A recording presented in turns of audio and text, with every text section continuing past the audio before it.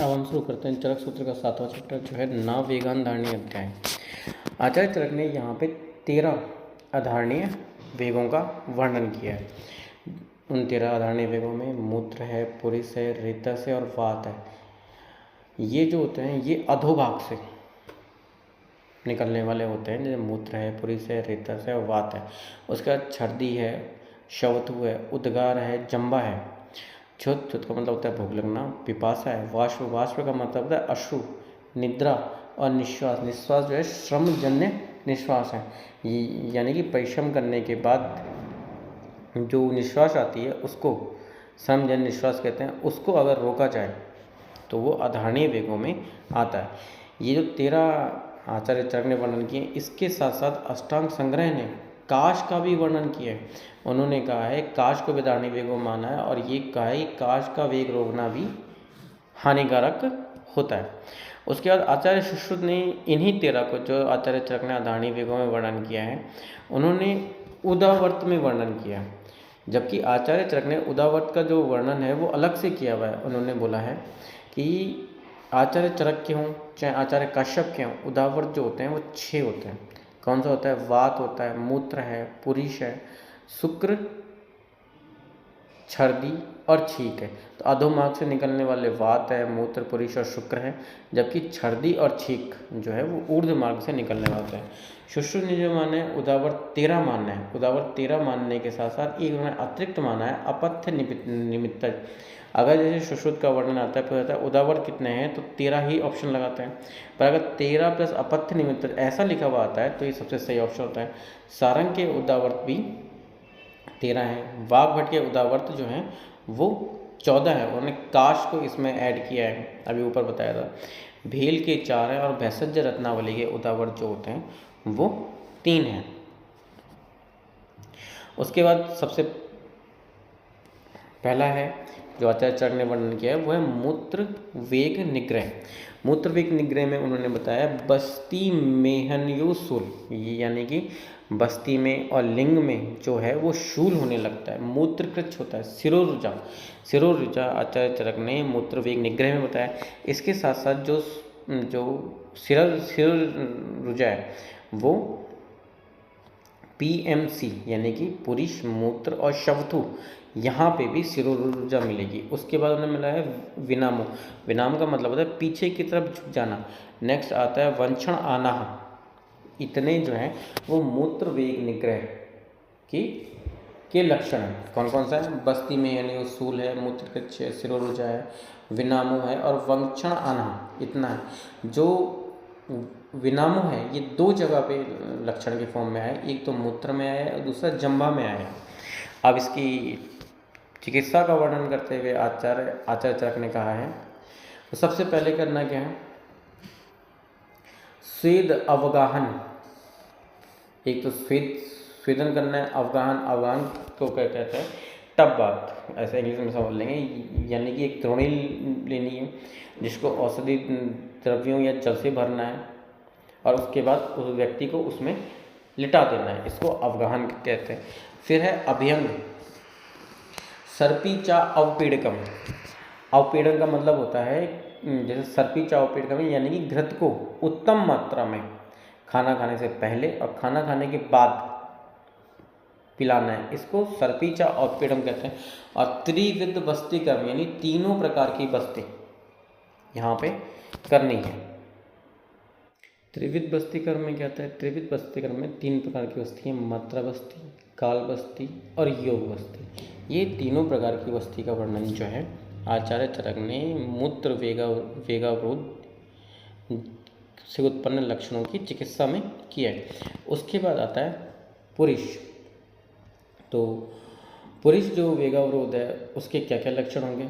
वहाँ पे आता है पक्वाशय सिर शूल, यानी कि पक्वाशय में शूल होता है, सिर में शूल होता है। वात वर्चो अप्रवर्तनम। वात का मतलब है वायु, वर्च का मतलब है मल, अप्रवर्तन का मतलब है बाहर नहीं निकल पाता है, वहीं रुका रहता है। पिंड को द्विष्टन का मतलब है पैरों की पिंडलियाँ जो हैं उनमें वेदनवत पीड़ा होने लगती है, इसको पिंड को द्विष्टन कहते हैं। उसके बाद उन्होंने अध्यमान को भी पुरुष वेग निग्रह का लक्षण माना है। चिकित्सा में उन्होंने आचार्य चरक ने कहा है, श्वेत अभ्यंग अवगाह। अवगाह जो है उसको हमने तब बात किया था, उसकी बात इससे पहले हमने मूत्र वेग निग्रह संबंधी लक्षणों की चिकित्सा में भी किया था। उसका स्वेदन अभ्यंग। नेक्स्ट आता है वर्तो। वर्तो का मतलब होता है जो वर्तियाँ गुद मार्ग से दी जाती है मल की प्रवृत्ति के लिए, उन्हें वर्तियों कहते हैं। इनको इंग्लिश में सपोजिटरीज कहते हैं। नेक्स्ट है बस्ती कर्म। बस्ती कर्म करने के लिए किया हुआ है अन्न पान प्रमाथि। प्रमाथि का मतलब होता है ऐसा द्रव्य जो कि जाने पर स्रोतसों से मल को अलग कर दे, उसको हम प्रमाथि कहते हैं। इसके एग्जाम्पल में मरीच और वचा है। यानी ऐसा अन्न लेना है, ऐसा पान लेना है जो स्वयं प्रमाथि हो। उसके बाद ये हो गई आपके क्या बोलते हैं पुरुष वेगावरोध की रोगजनक लक्षणों की चिकित्सा। अब शुक्र वेगावरोध जो है वहाँ पे कौन कौन से लक्षण आते हैं, उनके लक्षणों को बताया है। मेटर का मतलब होता है लिंग। वृषणयो सूल यानी कि लिंग और वृषण में सूल होने लगता है। अंगमर्दो यानी कि अंगमर्द होता है, यानी कि पूरे शरीर में दर्द होने लगती है, इसको अंगमर्द कहते हैं। हृदय वृथा यहाँ पे इंपॉर्टेंट है। हृदय वृथा दो जगह आएगा, एक शुक्र में आएगा और एक पिपासा में आएगा। तो इसके क्या कहेंगे, शुक्र की पिपासा से हृदय में वृथा होने लगती है। फिर आता है विबद्ध मूत्र में ऊंचा, यानी कि जो मूत्र होता है उसका वेग रुक जाता है, इसको कहेंगे विबद्ध मूत्रता। चिकित्सा में क्या करना है इसका, चिकित्सा में अभ्यंग है, अवगाहन है, मदिरा, चरणायुधा का मतलब होता है मुर्गे का मांस, निरू बस्ती का वर्णन किया है और मैथुन में यानी कि मैथुन कराने के लिए कहा है। ये शुक्र वेगावरोध जन लक्षणों की चिकित्सा है। अब हम अपान वायु की बात करते हैं। अपान वायु में है संगो का मतलब रुक जाना एक स्थान पे। क्या क्या रुक जा रहा है, विड का मतलब है पुरुष, मूत्र, वात, ये अपनी ही जगह पर रुक जाते हैं। उसके बाद अध्यमान बताया, वेदना बताया, क्लम बताया। क्लम का मतलब होता है कि बिना कोई काम किए हुए थकान लगना, जैसे कि बैठे बैठे थक जाना, ये क्लम में आता है। फिर उन्होंने जठरे वायुजन्य विकार उत्पन्न होते हैं। चिकित्सा में उन्होंने क्या कहा, चिकित्सा में उन्होंने वर्ती के लिए कहा है, भोजनानी, पानानी, बस्तिर रेउचा और वातन लोमन के लिए कहा है। तो उन्होंने बताया, देखो अब इसको पूरा पढ़ेंगे मिला के कि जो भोजन है या जो हम पान कर रहे हैं, जो भी द्रव हम पी रहे हैं, या जो बस्ती है वो वातानुलोमन द्रव्यों की ही करनी चाहिए। यानी कि एक तो जो बर्ती बनानी है जिनको गुदवर्ती कहेंगे, चाहे वो भोजन है, चाहे वो पान है और चाहे वो बस्ती है, वो वातानुलोमन द्रव्यों की ही होगी। उसके बाद वमन का वेग रोकने से उत्पन्न लक्षणों में कहा है। तो सबसे पहले इसमें जितने भी क्या बोलते हैं स्किन डिजीज़ है उनको देख लीजिए, कांडू है, कोट है, कुष्ठ है और विसर्प है। उसके बाद उन्होंने क्या कहा है, अरुचि कहा है, सोत कहा है, पांडु या रखेंगे, पांडु वमन में होता है, पांडु आम है और ज्वर। इसके साथ साथ उन्होंने हृलास का मतलब मिचली आना या फिर मितली आना, ये हृलास को कहते हैं। इसके बाद उन्होंने वमन वेग और अवरोध जनित चिकित्सा में कहा है, उन्होंने कहा है भुक्ता प्रच्छर्दने का मतलब वमन का वेग रोका है, उससे उत्पन्न लक्षण है। तो उन लक्षणों को खत्म करने के लिए सबसे पहले क्या करेंगे, वमन ही करवा देंगे। तो भुक्ता प्रच्छर्दने यानी खिलाकर कौन से, जो ऐसे द्रव्य हों जो वामक हों, अन्नपान ऐसा जो हो जो वामक हो, वो खिलाकर क्या बोलते हैं वमन करवा देना है। उसके बाद धूम, लंघन और रक्तमोक्षण। वमन के बाद जो प्रक्रिया है कंठादि सुशुद्ध करने के लिए वो धूपन ही है। फिर लंघन करना चाहिए और रक्तमोक्षण को यहाँ पे लिखा है। फिर उसके बाद रुक्ष अन्न का पान कराना है, व्यायाम करवाना है और विरेचन। तो यहाँ पे क्या हो गया, वमन करवाना है एक, विरेचन और रक्तमोक्षण, ये तीनों यहाँ पे आ गए। नेक्स्ट है हमारा शवथु का वेग अगर रोका जाए तो क्या होता है, मन्य स्तंभ यानी जो मस्तिष्क से रिलेटेड जो डिसऑर्डर्स हैं वो मन्य स्तंभ है, सिरासूल है, अर्दित है, अर्धावभितक है। इसके बाद इंद्रियाणाम च दौर्बल्यम, यानी इंद्रियों में दुर्बलता पाई जाती है। और चिकित्सा में करना क्या है, चिकित्सा में घृतम च उत्तर भक्तिकम, यानी खाना खाने के बाद घृत को पिलाना है ये। और इसके साथ साथ करना क्या है, ऊर्ज जत्रुगत रोगों की जिस प्रकार से चिकित्सा होती है उस प्रकार से चिकित्सा करनी चाहिए कि ऊर्ज जत्रुगत रोगी होने से मन्य स्तंभ है, सिरसूल है, अर्दित है और अर्धावभेदक है। इसके बाद उद्गार के जो वेग होते हैं उनको रोकने से क्या होता है, हिक्का, हिक्का को याद रखेंगे, हिक्का है, श्वास है, अरुचि है, कंप, विबंध और हृदरस। यहाँ पे करना क्या है, हिक्का तुल्य चिकित्सा ही करनी है। उसके बाद आता है जम्बन का वेगावरोध। जम्बन का अगर वेगावरोध किया जाता है तो विनम्र यानी पीछे की तरफ झुक जाता है। आक्षेप, संकोच, सुक्ति और कंप ये जम्बा के वेग निकटन से होते हैं। तो क्या होता है, एक तो विनामु, आक्षेप है, फिर संकोच है, फिर सुक्ति है, फिर कंप है। चिकित्सा में क्या करना चाहिए, वातंग जो औषधियाँ होती हैं उनसे चिकित्सा करनी चाहिए। नेक्स्ट आपका आता है क्षुधा वेग अवरोध। क्षुधा का वेग रोकने से इंसान काशाय यानी कि पतला हो जाता है, दौर्बल्य होता है, विवर्ण होता है, अंगमर्द, अरुचि और भ्रम। क्या क्या है, काशर है, दौर्बल्य है, विवर्ण है, अंगमर्द है, अरुचि और भ्रम है। अब जैसे किसी को किसी ने क्षुधा का वेग रोक लिया, जो अपने लक्षण होते हैं तो क्या करना चाहिए, स्निग्ध उष्ण लघु, लघु का मतलब आसानी से पच जाए ऐसा भोजन उसको कराना चाहिए। फिर नेक्स्ट आता है आपका पिपासा। पिपासा का वेग अगर रोका जाए तो सबसे पहले जो लक्षण है वो बाधिर्य है, दूसरा श्रम है और तीसरा हृदयवृथा है। करना क्या है, इसकी चिकित्सा में शीत तर्पण कराना है, ये यानी कि ठंडा मीठा जल का पान उसको कराना है या फिर जल में औषधियाँ घोलकर उसको पिलानी है, इसको शीत तर्पण कहेंगे। नेक्स्ट आता है वाष्प। वाष्प कहते हैं अश्रु को। तो वाष्प का वेग अगर रोका गया है तो प्रतिशय होगा, यानी जुखाम लग जाएगा, अक्षी रोग होंगे, हृदय रोग होंगे, अरुचि होगी और भ्रम होगा। ठीक है, क्या क्या होगा, प्रतिशय होगा, अक्षी रोग होगा, हृदय रोग होगा, अरुचि होगी और भ्रम होगा। तो करना क्या है, वाष्प का रोग वेग रोका है तो उसको स्वप्नों का मतलब सुला देना है, मध्य पिलानी और प्रिय कथा यानी कि अच्छी अच्छी बातें उससे करनी है। नेक्स्ट आता है आपका निद्रा। तो अगर निद्रा का वेग रोका जाए तो निद्रा के वेग में क्या है, जंबन यानी जमाई आने लगती है, अंगमर्द यानी कि सारे शरीर में दर्द होने लगता है, तंद्रा का मतलब ऐसे ऐसे नींद सी चढ़ी हुई है, इस प्रकार से।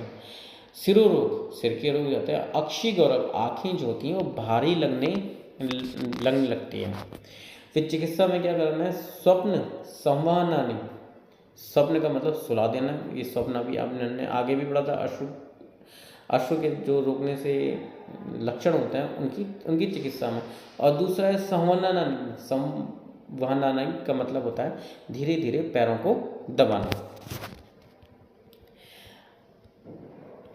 13वां और लास्ट है, इन्होंने लिखा हुआ है कि श्रमजन्य जो निश्वास होती है उससे गुल्म होता है, इंपॉर्टेंट है गुल्म, हृदय रोग होता है और सम्मोह होता है। क्या कराना है, विश्राम हो गया, विश्राम का क्या है यानी कि आराम कराना है उसको। और ऐसी क्रियाएं हो रही जो शरीर में काम करने की वजह से वात बढ़ गई है तो वातग्न क्रियाएं करनी है। अब यहाँ पे कुछ इंपॉर्टेंट पॉइंट हैं वो देख लेते हैं।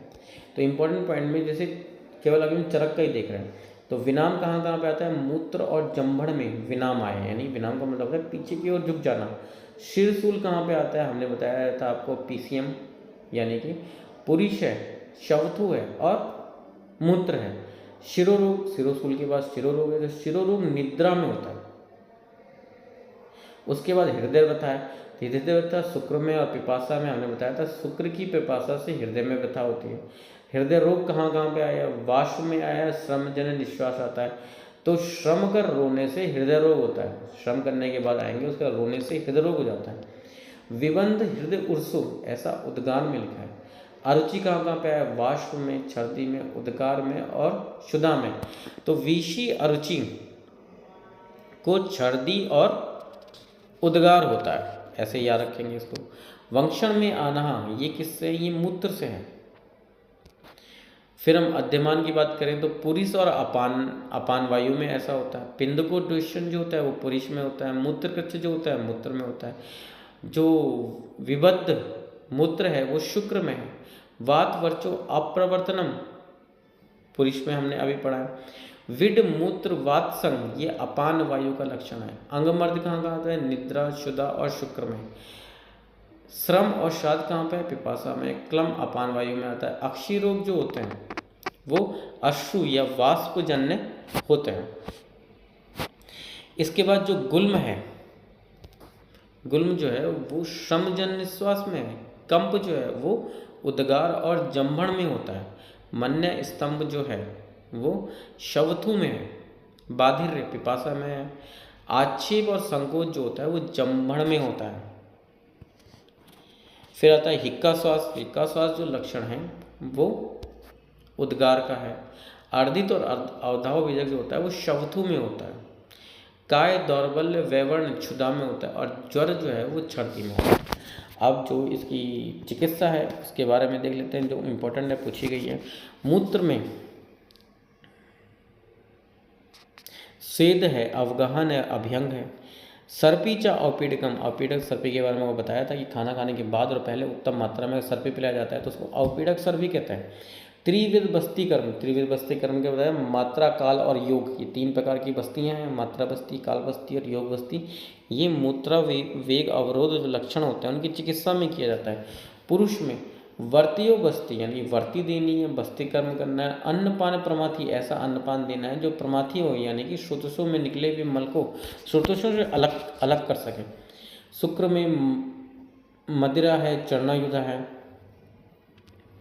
शालीपयो निरुहस्य, अपान वायु में क्या है? वर्ती भोजनानि, अन्नपानी, बस्ते चा अत्र वात अनुलोम के, यानी कि चाहे वर्ती हो, भोजन हो, पान हो, बस्ती हो, ये वात अनुलोमक द्रव्यों की ही बनानी चाहिए। वमन में भुक्ता प्रच्छर्दने, धूमो, लंघन, रक्तमोक्षण प्लस व्यायाम प्लस विरेचन। शवथु में घृतम चा उत्तर भुक्तिकम और हितम वात अग्नम और शुदा में स्निग्ध, उष्ण और लघु भोजन करना चाहिए। ये था चरक का। अब हम देख लेते हैं वाग्भट का। वाग्भट में जो लिखा हुआ देखने से पहले वाग्भट ने कई जगहों पे ये कहा है कि सभी प्रकार के रोग जो उत्पन्न होते हैं वो किस कारण से होते हैं। तो सबसे पहले हम उन्हीं को देख लेते हैं। तो अष्टांग हृदय निदान 1 में वाग्भट ने कहा है सर्वेषां में रोगाणाम निदानम कुपितम मलम, यानी कि सभी रोगों का जो निदान है वो कुपित मल है। ये शरीर का जो मल होते हैं अगर वो कुपित हो जाए तो उससे सभी प्रकार के रोग उत्पन्न होते हैं। और उन्होंने कहा है जो कुपित मल है वो उत्पन्न क्यों होते हैं, वो उन्होंने कहा विविध अहित सेवनम, यानी कि विभिन्न प्रकार के अहित आहार विहार के सेवन से ही मल जो है वो कुपित होते हैं। इसके बाद इसका उन्होंने कहा है रोगे सर्वे अपि जायन्ते वेगो उदीर्य धारणा। उदीर्य का मतलब होता है वेगों को प्रवृत्त करना और धारणे का मतलब होता है वेगों को धारण करने। सभी प्रकार के रोग वेगों को या तो प्रवृत्त करने से या फिर वेगों को धारण करने से उत्पन्न होते हैं। इसके बाद आचार्य वाग्भट ने अष्टांग हृदय निदान 12 में कहा है कि जो सभी प्रकार के रोग होते हैं वो मंदाग्नि की वजह से उत्पन्न होते हैं।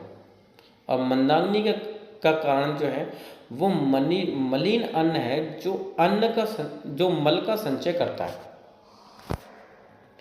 यानी कि 3 जगह पे आचार्य वाग्भट ने कहा है, अष्टांग हृदय ने कहा है।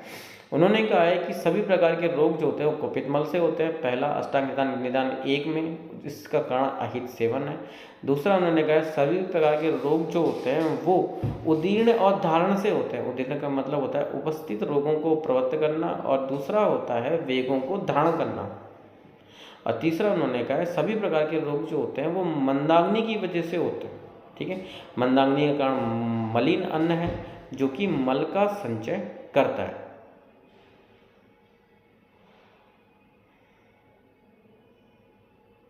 उसके बाद उन्होंने अष्टांग हृदय सूत्र स्थान 4 में लिखा है, जो वेग का जो रोधन करता है, रोकता है, ऐसा रोगी तृष्णा और शूल से पीड़ित तो हो जाता है, उसकी धातुएं क्षीण हो गई हो, जो मल का वमन करता हो, उसकी चिकित्सा ना करें। यानी कि ऐसा कोई भी रोगी जो उपस्थित वेग है उनको रोक रहा है और उसको तृष्णा और शूल से पीड़ित हो और धातुएं क्षीण हो गई हो, यानी कि वो दुबला पतला हो गया हो और मल का वमन करता है, उसकी चिकित्सा नहीं करनी चाहिए। ऐसा निर्देश अष्टांग हृदय है। अब अष्टांग हृदय ने अभ्यंग कहाँ बताया? अभ्यंग बताया उन्होंने मूत्र, शुक्र और क्षुधा में, 3 जगह पे अभ्यंग बताया। ज्वर कहाँ बताया? छर्दी और शुक्र में बताया। गुल्म कहाँ बताया? श्रमजन्य निश्वास, जबकि जो चरक है उन्होंने गुल्म केवल श्रमजन्य निश्वास में बताया, इन्होंने अश्रु में भी बताया और अपान वायु में भी बताया। मुखीन विड प्रवृत्ति, यानी मुख से विड की प्रवृत्ति कहाँ बताया? पुरुष में बताया। दृष्टि और अग्नि कौन सी? जठराग्नि और दृष्टि, इन दोनों का वध जो है यानी कि खत्म करने वाला कौन है? अपान वायु है। हृदय रोग जो होते हैं अपान वायु, श्रमजन्य निश्वास और काश में होते हैं। इसके बाद जो भ्रम है, भ्रम में क्षुधा, वाष्प और पिपासा का वर्णन किया। हिदमा यानी हिक्का में, उद्गार और काश में के लक्षणों में उन्होंने हिदमा का वर्णन किया है। श्वास जो है वो काश में और छर्दी में वर्णन किया है। हृदय से उपरोधनम, ऐसा उन्होंने पुरुष में कहा है। जम्भन के लक्षण शवथु रोग के समान होते हैं, ऐसा भी मानना है। मन्य स्तंभ कहाँ पे है? शवथु में है, वाष्प में है और जम्भन में, जबकि आचार्य चरक ने केवल शवथु में मन्य स्तंभ का वर्णन किया है। जो काश है उसका वर्णन उन्होंने छर्दी में किया है और विबंध हृदय उर्सो, ये हमने ऊपर ही बताया कि उद्गार में वर्णन किया। आचार्य वाग्भट ने या अष्टांग हृदय ने जो काश है, काश वेगावरोध अतिरिक्त वर्णन किया है, तो उसके उन्होंने लक्षणों में क्या बताया है? काश वृद्धि, यानी कि खांसी का वेग रोकने से खांसी ही बढ़ जाती है। उसका नेक्स्ट लक्षण उन्होंने अरुचि, हृदय आमय, शोष, हिदमा, ये इन्होंने जो बताए हैं काश वेगावरोध के लक्षणों का वर्णन किया है। ठीक है, नेक्स्ट आता है आपका अधारणी वेग। अधारणी वेग कौन कौन से होते हैं? धारणी वेग आचार्य चरक ने इसके बाद धारणीय वेगों का वर्णन किया है। ऐसे वेग जिनका धारण करना चाहिए, तो इनमें 3 प्रकार के वेग बताए। एक तो मन के वेगों का धारण करना चाहिए, वाणी के वेगों का धारण करना चाहिए और दूसरा है कर्म, जो हम कर्म कर रहे हैं उन वेगों का धारण करना चाहिए, क्या कर देना है और क्या नहीं कर देना है। तो मानसिक वेगों के धारण में आचार्य चरक ने बताया लोभ है, शोक है, भय है, क्रोध है, इन वेगों का धारण करना चाहिए। इसके साथ साथ निर्लज्जता, अतिराग और अविधेय का मतलब होता है दूसरे का धन लेने की इच्छा, इन वेगों का धारण करना चाहिए।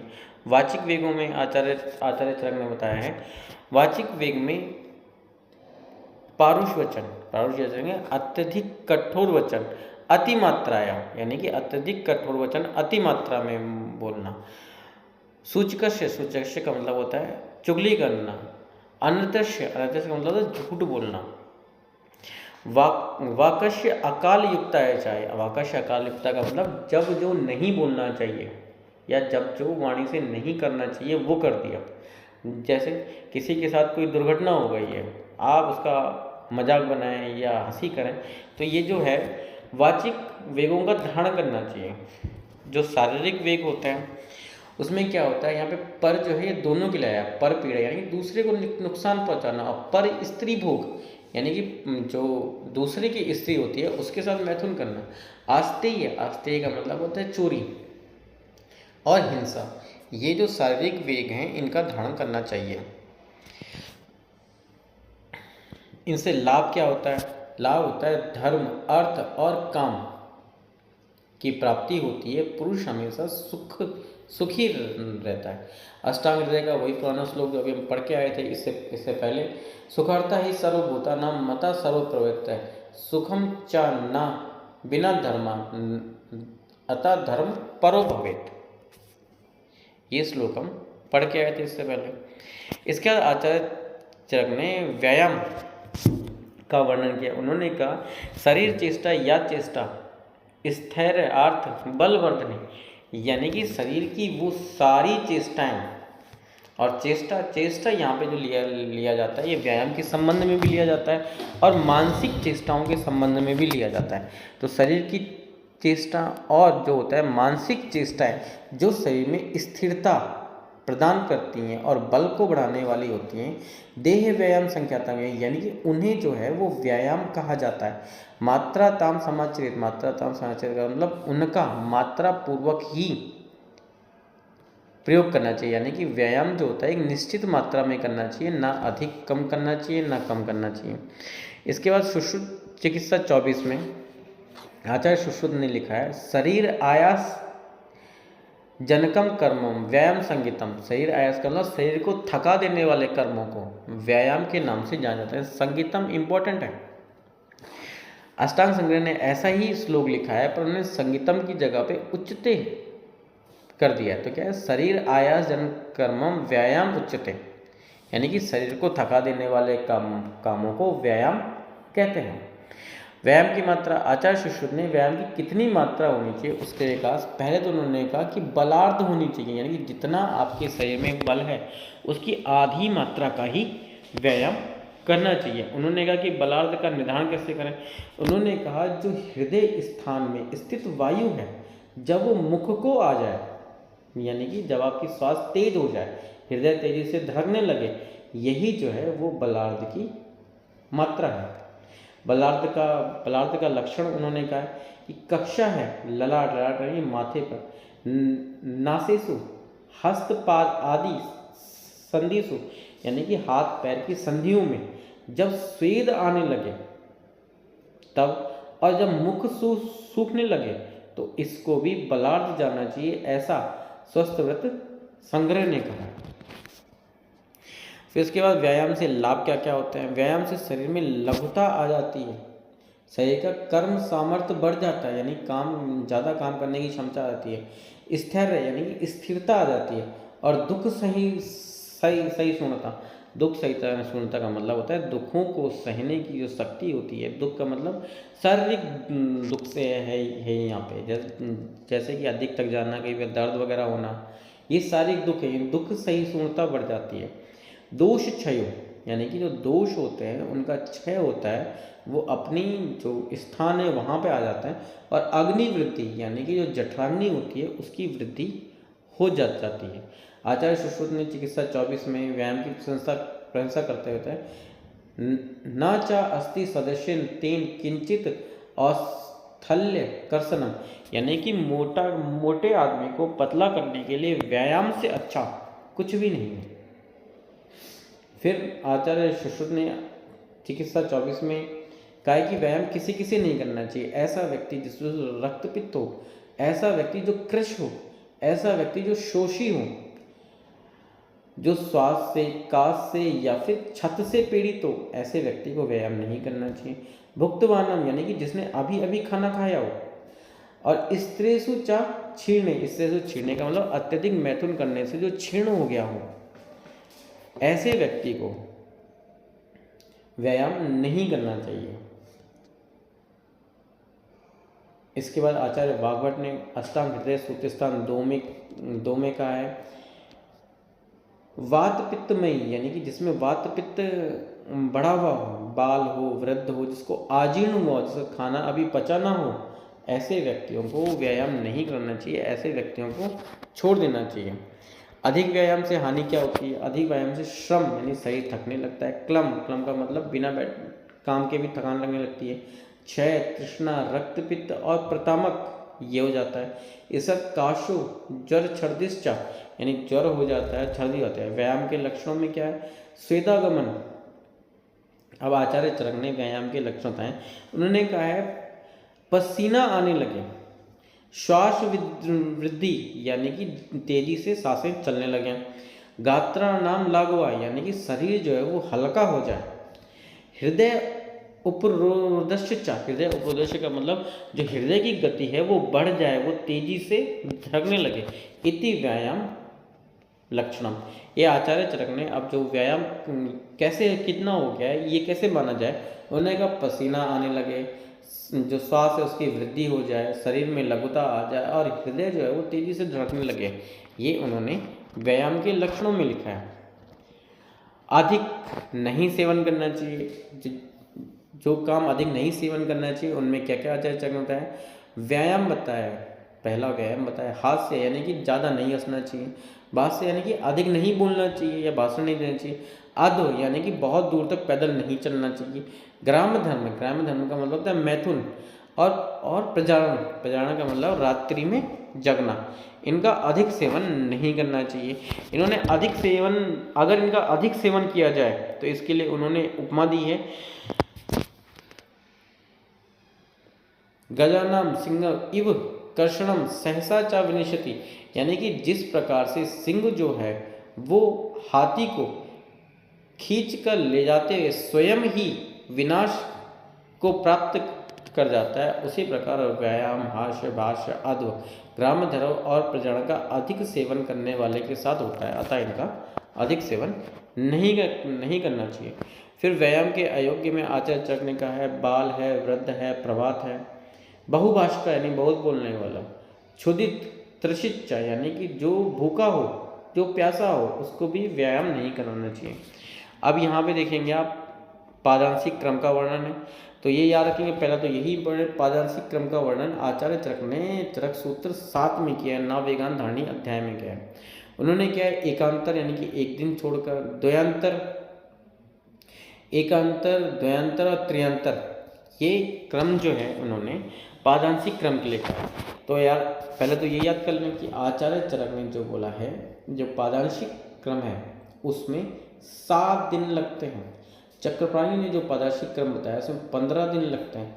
योगेंद्रनाथ सेन ने जो पादांशिक क्रम बताया उसमें 10 दिन लगते हैं। बाघभट्ट ने जो पादांशिक क्रम बताया है उसमें 22 दिन लगते हैं। आचार्य चरक ने पादांशिक क्रम कैसे कहा है, एकांतर यानी कि एक दिन, एक दिन में उन्होंने क्या कहा, एक दिन का मतलब पहला दिन, पहले दिन में जो अपथ्य का सेवन कर रहे हैं उसके 3 भाग रहने दो, उसमें एक भाग जो है वो पथ्य को जोड़ दो, उन्होंने ये कहा। अब दूसरे और तीसरे यानी द्वयांतर का मतलब 2 दिन, 2 दिन में उन्होंने 2 भाग पथ्य यानी 50% पथ्य कर देना है और 50% ही अपथ्य को रखना है। त्रियांतर का मतलब 3 दिन, तो कौन सा हो जाएगा, तीसरा, चौथा, पांचवा और छठवां। दूसरा तीसरा दिन तो द्वयांतर में हो गया, त्रियांतर यानी कि 3 दिन, 3 दिन कौन से, चौथा, पांचवा, छठवें दिन में 3 भाग जो है पथ्य कर देना है, 75% जो है वो पथ्य कर देना और एक भाग ही अपथ्य रहना है। तो इस प्रकार से जो 7वां दिन होगा उसमें चारों भाग पथ्य क्या जाएंगे, 100% पथ्य आ जाएगा और अपथ्य को वहाँ से हटा दिया जाएगा। आचार्य चरक ने इसके बाद इसकी जो पादांशिक क्रम है इसकी प्रशंसा करते हुए कहा है, क्रमेण अपचितम दोषतम, यानी कि अपचितम का मतलब होता है हटाए गए, यानी क्रम से हटाए गए दोष, और क्रमेण उपचितम गुण यानी क्रम से अर्जित किए गए गुण। उपचित का मतलब होता है अर्जित किए गए गुण। तो उन्होंने इसके लिए बताया कि क्रम से जो दोष हटाए गए हैं और क्रम से जो गुण जो है वो जोड़े गए हैं वो अप्रकम्प्य, क्रम में स्थिर रहते हैं, वो लंबे समय तक स्थिर रहते हैं शरीर में। इसके बाद नेक्स्ट वर्णन आचार्य चरक ने जो किया है वो शारीरिक प्रकृति का वर्णन किया है। उन्होंने कहा प्रकृति जो होती है वो यहाँ पे, अब आप देखेंगे चरक सूत्र 7 में जो प्रकृति है वो 4 प्रकार की उन्होंने प्रकृति बताई है, वातज, पित्तज, कफज और सन्निपातज। इसके साथ उन्होंने कहा सदा आतुर, सदा आतुर कौन होता है, वातलाध्य यानी कि वातज, पित्तज, कफज जो सिंगल प्रकृति है सदा आतुर होते हैं। उसके चरक विमान। इसके बाद यहाँ पे देखेंगे प्रकृति के बारे में, फिर से वही है जो चरक सूत्र 7 में देह 4 प्रकार की देह प्रकृति का वर्णन किया है। वात, पित्त, कफज जो है उसके लिए उन्होंने सदातुर कहा है और वातलाध्य टर्म दिया है। और जो क्या बोलते हैं सम प्रकृति वाले हैं वो स्वस्थ रहते हैं, सन्निपातित प्रकृति वाले हैं स्वस्थ रहते हैं। चरक विमान 6 में भी उन्होंने 4 प्रकार की प्रकृति का वर्णन किया है। चरक विमान 8 में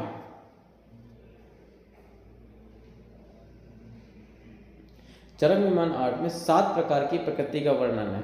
7 प्रकार की प्रकृति के वर्णन में उन्होंने एक दोषक, द्वंद्वज और सम प्रकृति का वर्णन। द्वंद्व प्रकृति को उन्होंने निंदनीय प्रकृति कहा है और सम प्रकृति को उन्होंने श्रेष्ठ प्रकृति कहा है। अब एक दूसरे प्रकृति में भी वात प्रकृति को हीन बताया, पित्त प्रकृति को मध्यम बताया और कफत प्रकृति को जो है वो उत्तम प्रकृति का है। आचार्य चरक ने चरक शरीर 4 में 16 मानसिक प्रकृतियों का उल्लेख किया।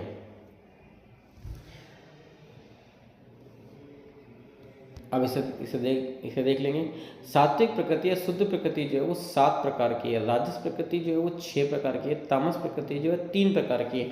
आचार्य काश्यप ने भी ऐसा ही वर्णन किया है, पर उन्होंने जो है प्रकृति जो है वो 18 प्रकार की बताई है, यानी कि उन्होंने 2 प्रकृति और जोड़ी है मानसिक प्रकृतियों में।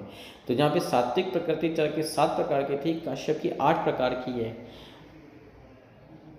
और जो राजस प्रकृति जो चरक की 6 प्रकार की है वो काश्यप की 7 प्रकार की है, और जो तामस प्रकृति है जो चरक की 3 प्रकार की है, काश्यप की भी 3 प्रकार की है। काश्यप ने जो सात्विक प्रकृति है उसमें प्रजापन्य ये जोड़ा है, और जो इनकी राजस प्रकृति है उसमें उन्होंने यक्ष प्रकृति इसको जोड़ा है, तो 7 हो गई है टोटल। चरक ने इंद्रिय स्थान 1 में 6 जातक प्रकृतियों का वर्णन किया है। 6 जातक प्रकृतियाँ कौन कौन सी हैं? एक है आपकी जाति प्रसक्ता, दूसरी है कुल प्रसक्ता, तीसरी है देशानुपाती, चौथी है कालानुपाती, 5वीं है व्ययानुपाती और 6वीं है प्रत्यानिमित्ता। इसका काश्यप ने सूत्र स्थान के लेहन अध्याय में त्रिस्थूण प्रकृति का उल्लेख किया है। उन्होंने 3 स्थूण प्रकृति कौन कौन सी बताई? वात पित्त कफत, वात स्थूण, पित्त स्थूण और कफ स्थूण। ये इंपॉर्टेंट है कि ये जो स्थूण प्रकृति है वो काश्यप ने लेहन अध्याय में बताई है। अब आ जाते हैं हम लोग जो हमने सदातुर बोला था उस पे। तो चरक सूत्र 21 में आचार्य चरक ने अति स्थूल और अति कृष्ण इन दोनों को ही सतत व्याधि वेता कहा है। चरक सिद्धि 11 में 4 प्रकार के सदातुरों का वर्णन किया है। वो 4 प्रकार से होते हैं। एक तो है श्रोति है, श्रोति का मतलब पढ़ाई करने वाला, जो पढ़ाई कर रहा होता है। दूसरा है राज सेवक, तो राजा की सेवा करता है। तीसरा है वैश्या और चौथा है सहपर्णजीवी। सहपर्णजीवी मतलब किसी के आश्रय पे जीवित रहने वाला, ये सदातुर होते हैं। इन्होंने बोला ये सदातुर क्यों होते हैं? क्योंकि इनमें जो होता है वात का कोप बना रहता है, ये वेगों का धारण करते हैं, जिससे इनका क्या होता है विबद्ध और सर्वांग पीड़ा, यानी कि जो इनको मलबद्धता है वो बनी रहती है और सर्वांग में पीड़ा होती है। और चिकित्सा में क्या है स्नेह युक्त फलवर्ती या गुदवर्ती का प्रयोग करना चाहिए। चरक शरीर 1 में तृष्णा के कारण पुरुष सदा आतुर बना रहता है, ऐसा भी उन्होंने उपमा दी। यहाँ पे तृष्णा पानी की प्यास से नहीं है, इसका मतलब सामाजिक तृष्णा से है। उन्होंने तृष्णा को उपधा कहा है। उपधा यानी तृष्णा का मतलब होता है चीज़ों को प्राप्त करने की इच्छा, उपधा का। उन्होंने कहा उपधा को छोड़कर होने वाली जो चिकित्सा होती है उसे नैष्टिकी चिकित्सा कहते हैं। इंपॉर्टेंट है, ठीक है। उपधा यानी कि तृष्णा शारीरिक जो सांसारिक लोभ है उसको छोड़कर जो चिकित्सा होती है उसे नैष्टिकी चिकित्सा कहते हैं। इसके बाद आचार्य सुश्रुत ने लिखा है प्रकृति के बारे में, शुक्र शोणित संयोगे यो भवेद उत्कटा प्रकृति जायते तेन, यानी कि शुक्र शोणित के संयोग के समय जो उत्पन्न होती है उसे ही प्रकृति कहते हैं। यहाँ पे शिशु सूत्र 15 का एक श्लोक लिखा हुआ है जिसमें उन्होंने स्वास्थ्य की परिभाषा दी है। स्वास्थ्य की परिभाषा क्या है? सम दोषा सम अग्नि सम धातु मलक्रिया प्रसन्न आत्मी इंद्रियों स्वास्थ्य अभिधीयते। ये इंपॉर्टेंट है कि आचार्य सुश्रुत ने जो स्वास्थ्य की परिभाषा है वो सुश्रुत सूत्र 15 में दी है। स्वास्थ्य की परिभाषा जब आचार्य चरक ने दी है जो चरक सूत्र 21 में दी है, चरक सूत्र 21 में दी है। और चिकित्सा की जो परिभाषा दी है वो चरक सूत्र 9 में और चरक सूत्र 21 में दी है। इसके बाद एक बहुत ही इम्पोर्टेंट जो सिद्धांत है वो आता है। उन्होंने कहा है कि स्वस्थ वृत्त विधि हितम, यानी कि स्वस्थ वृत्त के जो विधि है उसके लिए हितकर क्या है? विपरीत गुणम तेषाम, यानी कि जो प्रकृति है उसके विपरीत आहार विहार का सेवन करना स्वस्थ वृत्त की दृष्टि से उत्तम होता है। उसके बाद उन्होंने कहा सम सर्वरसा, यानी कि जो भोजन करना है उसमें सभी प्रकार के रसों का समाज होता है, यानी कि एक साथ सेवन करना जो होता है या उसको साथ में कर लेना, ये प्रशस्ते प्रशस्ते यानी कि इसकी प्रशंसा की जाती है। अर्थात स्वस्थ वृत्त की दृष्टि से प्रकृति के विपरीत जो होता है आहार विहार, इनका सेवन करना चाहिए। और इनमें भी सर्व रसों का सेवन अगर साथ में कर लिया जाए तो ये प्रशस्त माना गया है। इसके बाद आचार्य चरक ने मलायन का वर्णन किया। उन्होंने कहा है द्वे अधि सप्त शीर्षा नहीं, यानी कि 2 जो होते हैं वो अधोगत मलमार्ग हैं और 7 जो होते हैं वो शीर्षगत मलमार्ग है। इसके अतिरिक्त जो स्वेद है, स्वेद मुखानी, वो इनके अतिरिक्त हैं। इसके बाद आचार्य चरक ने मल वृद्धि और मल क्षय के लक्षणों का वर्णन किया है। अगर मल वृद्धि होगी तो शरीर में गुरुता उत्पन्न हो जाएगी और गुरुता उत्पन्न होने के बाद स्रोतसों में अवरोध उत्पन्न होगा।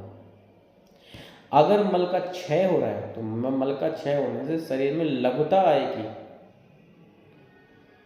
लघुता आने के साथ उत्सर्गो अति हुई, यानी कि अति मात्रा में मल जो है वो उत्सर्ग होगा। ये मल क्षय के लक्षण है। तो मल वृद्धि में जो होता है वो लघुता आती है और सुदसो संग होता है, और मल जो क्षय है, संचय है, उसमें लघुता रहेगी और अति मात्रा में मल जो है वो शरीर से बाहर निकलेगा। अब यहाँ पे चरक विमान 5 का एक श्लोक है जो स्रोतस दृष्टि के लिए आता है। स्रोत दृष्टि के 4 कारण है। कौन सा? अति प्रवृत्ति, संगो, शिराणाम ग्रंथम अपि और विमार्ग गमनम। इतने जो ये 4 लक्षण हैं ये स्रोतस दृष्टि के लक्षण हैं।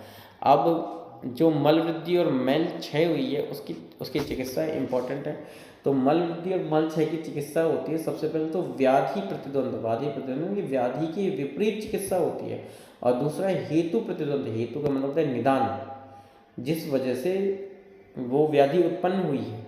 तो हेतु प्रतिद्वंद में 2 प्रकार के आते हैं, हेतु विपरीत और दूसरा होता है हेतु विपरीत अर्थकारी चिकित्सा। फिर दोषों का निवारणकारी, ये श्लोक सिंपल है, इसको देखिए। इससे पहले जब हमने याद किया था तो हमने वातज पित्त कफत में नभ, सह और मधु याद किया था। ये हमने VSB वाला ही था। जो सबसे पहले वर्षा है तो वर्षा में जो संस्कृत मास आते हैं वो नभ और नभस्य आते हैं। शरद में जो आते हैं वो सह और सहस्य आते हैं, और जो बसंत है उसमें मधु और माधव आते हैं। तो श्लोक लिखा है माधवे प्रथमे मासे, यानी माधव से 1 मास पहले क्या आएगा? मधु आएगा। इसमें किसका निहरण करना चाहिए? इसमें कफ का निहरण करना चाहिए। नवश्य प्रथमे पुनः, यानी नव के जो नभस्य मास है उससे पहले वाला मास यानी कि नभ, इसमें किसका? वात का हरण करना चाहिए। और सहस्य प्रथमे, यानी कि सहस्य उसके प्रथम मास में कौन सा होता है? सह। उसमें क्या करना चाहिए? उसमें पित्त का निहरण करना चाहिए। ये यानी कि संचित दोषों का निहरण जो है वो नभ, सह और मधु में करना चाहिए। ये बात यहाँ पे लिखी गई है। उसके बाद लिखा हुआ है पंचकर्म तथा रसायन वाजीकरण का लाभ क्या है? उन्होंने कहा है कि इससे रोग उत्पन्न नहीं होते हैं। ठीक है, रोगास्था न जायन्ते प्रकृतस्थु धातु, यानी कि धातुएं जो हैं वो प्रकृतस्थ हो जाती हैं और रोगों की उत्पन्न नहीं होते हैं। ये पंचकर्म रसायन वाजीकरण के लाभ हैं। ठीक है, उसके बाद नेक्स्ट आता है कि आगंतुज या मानस रोगों का हेतु जो है वो प्रज्ञा अपराध है। ठीक है, प्रज्ञा अपराध क्या होता है? इसके बारे में आचार्य चरक ने शाही स्थान 1 में कहा है धी, धृति, स्मृति, इन तीनों के नाश हो जाने पर इंसान शुभ कर्म नहीं करता है, केवल अशुभ कर्म ही करता है। वो अशुभ किए गए जो कर्म हैं उनको प्रज्ञा अपराध कहा जाता है, और जो प्रज्ञा अपराध होता है उसे आचार्य चरक ने सर्वदोष प्रकोपणम, यानी सभी दोषों का प्रकोपण करने वाला होता है। मतलब जितने भी आगंतुक या मानस रोग हैं उनका जो हेतु है वो प्रज्ञा अपराध है। प्रज्ञा अपराध होता क्या है? धी का, धृति का और स्मृति का जब नाश हो जाए उसके बाद जो इंसान काम करता है वो शुभ काम नहीं करेगा, अशुभ ही करेगा। केवल अशुभ काम जब करेगा, उन अशुभ काम करने से जो उसके मस्तिष्क पर प्रभाव पड़ेगा उसे प्रज्ञा अपराध कहते हैं। ये सर्वदोष प्रकोपणम होता है। फिर आगंतुक रोगों की अनुपत्ति। आगंतुक रोगों की अनुपत्ति में आचार्य चरक ने त्याग, प्रज्ञापराध, इंद्रोपशमन, स्मृति, देश काल, आत्मविज्ञानम और स्वस्थ व्रत अनुवर्तनम इतना का है। यानी कि प्रज्ञा अपराध जन्य जो रोग होते हैं, आगंतुक रोग जो होते हैं, उनका शमन कैसे करना चाहिए? जो प्रज्ञा अपराध है उनका त्याग कर देना चाहिए, यानी कि धीरे धीरे स्मृति के विभंस होने से जो प्रज्ञा अपराध होता है, तब जब धीरे धीरे का विभ्रंश हो जाए उस समय कोई भी काम नहीं करना चाहिए, तो प्रज्ञा अपराध नहीं होगा। नेक्स्ट है इंद्रियोपशमन। इंद्रियों की जो विषयों को ग्रहण करने की क्षमता है उसको कम से कम कर देना, इंद्रियोपशमन कहते हैं। स्मृति, स्मृति का मतलब ज्ञानवान होना। देश काल, आत्मविज्ञान में देश के बारे में जानना, काल के बारे में जानना, आत्म यानी स्वयं के बारे में ज्ञान करना, और सद्व्रत का पालन करना, ये आगंतुक रोगों की अनुपत्ति है। नेक्स्ट लिखा हुआ है, ये बहुत इंपॉर्टेंट है, आप्तोपदेश प्रज्ञानम प्रतिपत्ति ज्ञानम। आप्तोपदेश का मतलब होता है कि ज्ञानी जनों से, जैसे ऋषि हैं या फिर कोई महात्मा है, वो जो वचन कहते हैं उनको आप्तोपदेश देश कहते हैं। तो आप्तोपदेश का प्रतिपत्ति कारण आप्तोपदेश का ज्ञान कर कर अपने जीवन यापन के लिए किए गए कार्यों को ठीक प्रकार से पालन करना, ये जो है जो प्रज्ञापराध जन्य रोग हैं उनसे मुक्ति दिलाने का काम करता है। नेक्स्ट आता है, आचार्य चरक ने दही खाने को मना किया है। उन्होंने कहा है ना नक्तम दधि भुज्याद, यानी कि रात्रि में दही नहीं खाना चाहिए। उन्होंने कहा ना आप्य घृत शर्करम, यानी कि घृत और शर्करा मिलाए बिना दही नहीं खाना चाहिए। ना मूंग यूषम, यानी कि मूंग का यूष है, मूंग दाल का यूष के बिना दही नहीं खाना चाहिए। ना छौत्रो, यानी कि शहद मिलाए बिना दही नहीं खाना चाहिए। नो उष्ण, यानी गर्म करके दही नहीं खाना चाहिए। ना आम्लकेन बिना, यानी कि आंवला मिलाए बिना भी, आंवला चूर्ण मिलाए बिना भी दही नहीं खाना चाहिए। अगर इसका पालन नहीं किया जाता, यानी नियम विरुद्ध दही का सेवन किया गया, तो क्या होगा? पांडु होगा, कामला होगा, कुष्ठ होगा, विसर्प होगा, ज्वर होगा, रक्तपित्त होगा और भ्रम होगा। इसी के साथ ये चैप्टर समाप्त होता है।